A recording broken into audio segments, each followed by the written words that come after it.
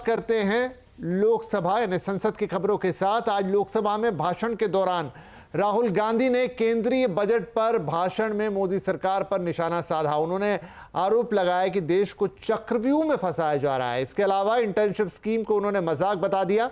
साथ ही वित्त मंत्री से सवाल भी पूछा कि आखिर पेपर लीक पर क्यों बात नहीं की गई है। राहुल गांधी ने जाति जनगणना की भी बात कही। राहुल ने कहा कि बजट से मिडिल क्लास को कोई फायदा नहीं होने वाला है। बजट से सरकार ने मिडिल क्लास की पीठ पर छुरा घोंपा है। हालांकि राहुल ने कहा कि चक्रव्यूह रचकर सरकार शिव की बारात को नहीं हरा सकती है। हिंदू धर्म में चक्रव्यूह का ऑपोजिट क्या होता है जानते हो आप चेयर को एड्रेस मैं बताता हूं सर। शिव की बारात होती है सर। शिव की बारात में कोई भी आ सकता है, किसी भी धर्म का कोई भी व्यक्ति आ सकता है, बारात में आ सकता है, नाच सकता है, गा सकता है, अपना सपना देख सकता है। तो ये लड़ाई शिव की बारात और चक्रव्यूह के बीच में है। हम चक्रव्यूह तोड़ते हैं, हम चक्रव्यूह तोड़ने का काम करते हैं। मनरेगा, हरी क्रांति, आजादी, कॉन्स्टिट्यूशन, ये चक्रव्यूह को तोड़ने के काम है। इससे देश में खुशी आती है, डर मिटता है, कॉन्फिडेंस आती है। आप पद्मव्यूह चक्रव्यूह बनाने का काम करते हो। चक्रव्यूह शिव की बारात को हरा ही नहीं सकता है। जब प्रधानमंत्री ने कोविड के समय उनसे थाली बजवाई थी तो उन्होंने दबाकर थाली बजाई, धड़ धड़ धड़ धड़ धड़ थाली बजा बजाई। हमें अजीब लगा, मगर प्रधानमंत्री ने मिडिल क्लास को ऑर्डर दिया तो मिडिल क्लास ने थाली बजाई। उसके बाद प्रधानमंत्री ने उसी मिडिल क्लास से कहा मोबाइल फोन की लाइट जलाओ, और मोबाइल फोन की लाइट जली। मिडिल क्लास ने, पूरे हिंदुस्तान में मिडिल क्लास ने मोबाइल फोन की लाइट जला दी। अब इस बजट में आपने उसी मिडिल क्लास के एक छुरा पीठ में मारा, दूसरा छुरा छाती में, एक इधर मारा और एक इधर मारा।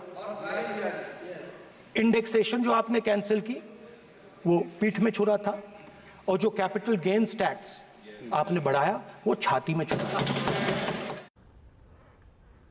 चलिए अब उस हादसे की बात करते हैं जिसकी चर्चा इस वक्त सब जगह है। दिल्ली के ओल्ड राजेंद्र नगर में राउज आईएएस कोचिंग सेंटर में 3 छात्रों की मौत के बाद संग्राम छिड़ा हुआ है।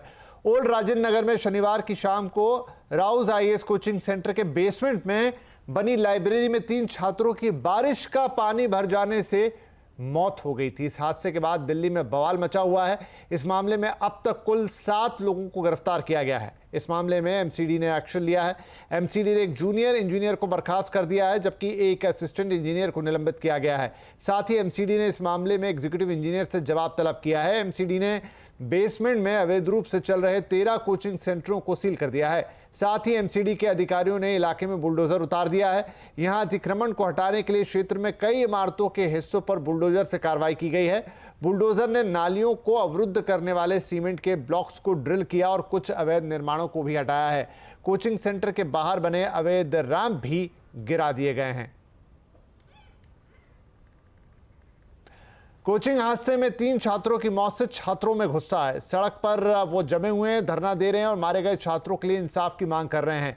कल भी छात्रों ने जमकर विरोध प्रदर्शन किया था और शाम को मोमबत्ती जलाकर मारे गए तीनों छात्रों को श्रद्धांजलि देते हुए विरोध दर्ज कराया था। छात्रों के प्रदर्शन को देखते हुए सुरक्षा के कड़े इंतजाम हैं।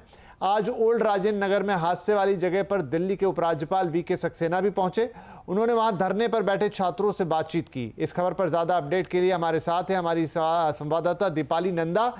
तो दीपाली, आप इस वक्त छात्रों की क्या मांग है, एलजी से उनकी क्या बातचीत हुई है और फिलहाल वहां पर क्या चल रहा है?